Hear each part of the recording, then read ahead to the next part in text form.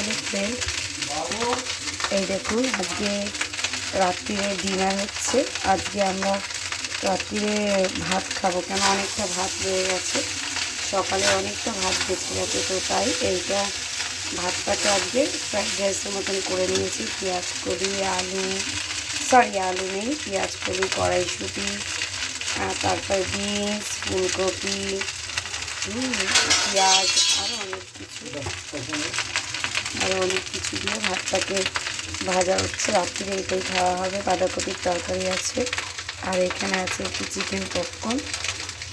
এই দিয়ে আজকে আমাদের রাতে খাওয়া হবে।